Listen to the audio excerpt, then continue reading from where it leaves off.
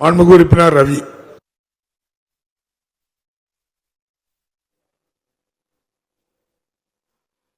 மாண்புமிகு பேரவைத் தலைவர் அவர்களே, எனது அரக்கோணம் தொகுதிக்குட்பட்ட அரக்கோணம் நகராட்சி 1958 மூன்றாம் நிலை நகராட்சியாகவும் 1974 இரண்டாம் நிலை நகராட்சியாகவும் 1984 முதல் நிலை நகராட்சியாக செயல்பட்டு வருகிறது.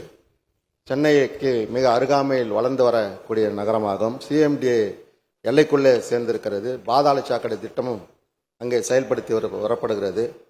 இந்த அரசு விதி 9 கோடிக்கு மேலே நகராட்சிக்கு வருவாய் வந்தால் அந்த நகராட்சியை தேர்வு நிலை நகராட்சியாக தரம் உயர்த்தலாம் என்று இருக்கிறது. அரக்கோணம் நகராட்சியிலே 10 கோடிக்கு மேலே வருவாய் வருகிறது. ஆகவே அந்த கிட்டத்தட்ட 42 வருடங்களாகவே முதல்நிலை பேரூர் நகராட்சியாக செயல்பட்டு வருகிறது.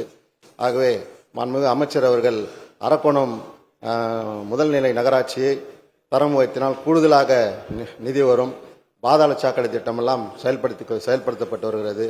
ஆகவே அண்ணன் அவர்கள் அந்த முதல்நிலை நகராட்சியை தேர்வு நிலை நகராட்சியாக தரம் உயர்த்தி அதற்கு அங்கே இருக்கக்கூடிய அந்த பழைய கட்டிடத்தை அகற்றி புதிய கட்டிடத்தை கட்டித்தருமாறு, நகராட்சி கட்டிடத்தை கட்டித்தருமாறு முன் வருவாரா என்பதை தாங்கள் வாயிலாக அறிய விரும்புகிறேன்.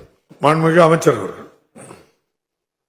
மாண்பு பேரவைத் தலைவர்களே, மாண்பு உறுப்பினர்கள், அந்த பகுதி புதிதாக ஒருவர் கூட மிகவும் நெருக்கமான ஜனத்தொகை அதிகமாக இருக்கிற காரணத்தால் பேருந்து நிலையத்தை கூட தனியாக ஒன்று உருவாக்க வேண்டும் என்று சொன்னார்கள். அதற்கான இடமும் ஒரு தனியார் ஒரு 15 ஏக்கர் 20 ஏக்கர் கொடுக்கிறேன் என்று சொல்லியிருக்கிறார்கள்.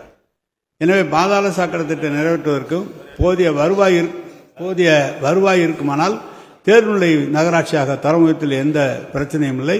மாண்பு உறுப்பினர் சொன்னதை அதிகாரிகள் மூலம் அதை செய்ததற்குரிய நடவடிக்கை எடுக்க வேண்டும் என்பதை தெரிவித்துக் கொள்கிறேன். மாண்புமிகு உறுப்பினர் சிவகுமார். மாண்புமிகு பேரவைத் தலைவரே வணக்கம். எனது மயிலம் சட்டமன்ற தொகுதியில் ஒரு நகராட்சி பேரூராட்சியில் காரணத்தினால் மயிலம் ஊராட்சியை பேரூராட்சி தர உயர்த்தப்படுமா, அதே போல இரட்டனை ஊராட்சி பேரூராட்சி தர உயர்த்தப்படுமா என்று பேரவைத் தலைவர் வாயிலாக அறிய விரும்புகிறேன். மாண்புமிகு அமைச்சர் அவர்கள்.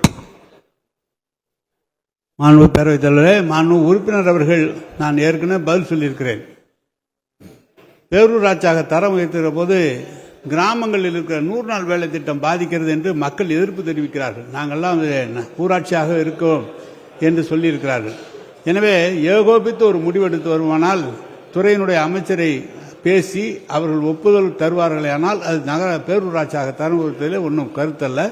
அவருடைய ஒப்புதல் பெற வேண்டும். அது கமிட்டி இருக்கிறது. கமிட்டியின் மூலமாக ஒப்புதல் பெறப்பட்டால் செய்யலாம்.